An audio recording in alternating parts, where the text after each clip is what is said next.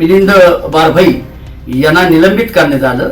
तसा त्या अर्थाने मिलिंद बारभाई यांचा त्या पुलाशी कुठलाही संबंध नसताना फक्त टेंडर प्रक्रिया त्यांनी केली होती। आता ही प्रक्रिया केल्यानंतर त्यांच्यावरती निलंबनाची कारवाई झाली।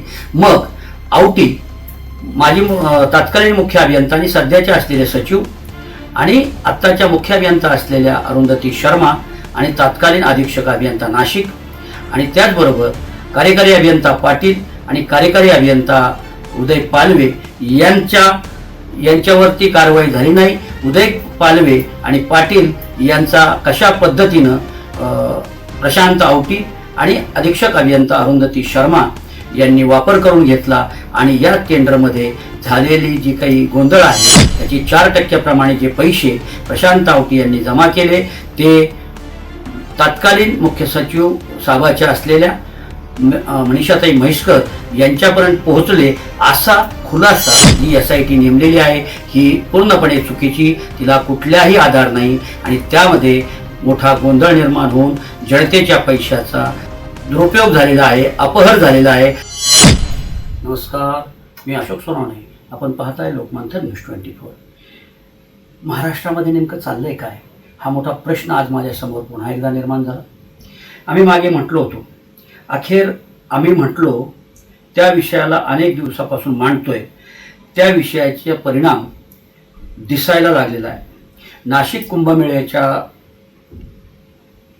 दृष्टीनं तिथे 2,500 कोटीची 2,270 कोटीची जी रस्त्याच्या कामाच्या आणि इतर सुधारणांच्या बाबतीत कुंभमेळ्याला येणाऱ्या लोकांसाठी सुविधा निर्माण करण्यासाठी जे टेंडर काढले गेले त्या टेंडरमध्ये कंत्राटदाराने मोठ्या प्रमाणात म्हणजे 4% कमिशन दिल्यानंतर ही सगळी टेंडर्स मंजूर करण्यात आली आणि याचा दर्जा सुमार आहे।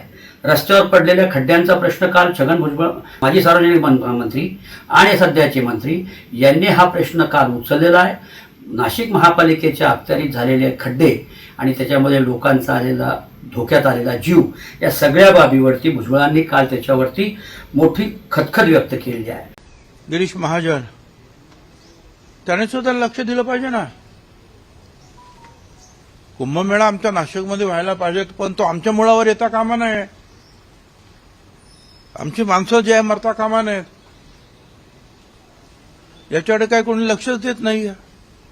नाशिकला एवढे खड्डे आणि एवढं बेकार नाशिक कधीही नव्हतं। आता ही खदखद व्यक्त होत असताना अनेक रस्त्याच्या कामाच्या टेंडरमध्ये घोटाळा झाला हे आम्ही अनेक दिवसापासून बोलतोय। या संदर्भात माननीय मुख्यमंत्र्यांनी कुठली दखल घेतलेली नाही, माननीय सार्वजनिक बांधकाम मंत्री शिवेंद्रराजे भोसले यांनी दखल घेतलेली नाही, त्याचप्रमाणे मुख्य सचिव असलेले मिलिंदजी म्हैसकर यांनी ती दखल घेतलेली नाही आणि जी SIT नेमलेली आहे मुख्य अभियंता संभाजी माने यांच्या नागपूरच्या नेतृत्वाखाली ती अतिशय चुकीच्या पद्धतीनं मुख्यमंत्र्यांनी नेमली असं माझं आता प्रश्न असा पडतो की गैरव्यवहार होऊनही कुणाचे जर ते काहीच वाकडे होत नसेल तर मला वाटतं पुणे जिल्ह्यातील एक झेडपीचा पूल पडला होता आणि त्या झेडपीच्या पुलाच्या संदर्भामध्ये मिलिंद बारभाई यांना निलंबित करण्यात आलं। तसा त्या अर्थाने मिलिंद बारभाई यांचा त्या पुलाशी कुठलाही संबंध नसताना फक्त टेंडर प्रक्रिया त्यांनी केली होती। आता ही प्रक्रिया केल्यानंतर त्यांच्यावरती निलंबनाची कारवाई झाली।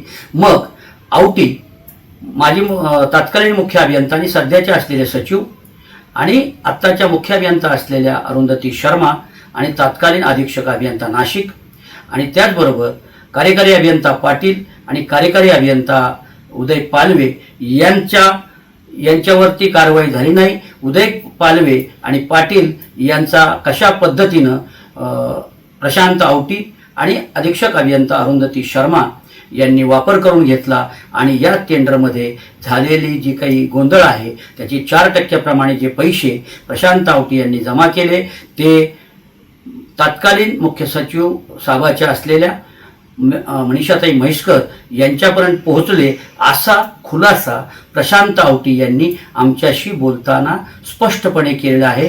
त्याचं कॉल रेकॉर्डिंग देखील आमच्याकडे उपलब्ध आहे आणि ते आम्ही मुख्यमंत्र्यांना आणि शिवेंद्रराजे भोसले यांना ते पाठवलेलं आहे आणि या संदर्भामध्ये काही कार्यवाही होणार आहे की नाही, संभाजी माने यांची जी SIT नेमलेली आहे ही पूर्णपणे चुकीची, तिला कुठलाही आधार नाही आणि त्यामध्ये मोठा गोंधळ निर्माण होऊन जनतेच्या पैशाचा दुरुपयोग झालेला आहे, अपहर झालेला आहे असं ठाम आमचं मत आहे. आणि काल भुजबळांनी जे त्याच्यावरती वक्तव्य केलं हे देखील त्याला पूरक आहे. नमस्कार, जय हिंद, जय महाराष्ट्र.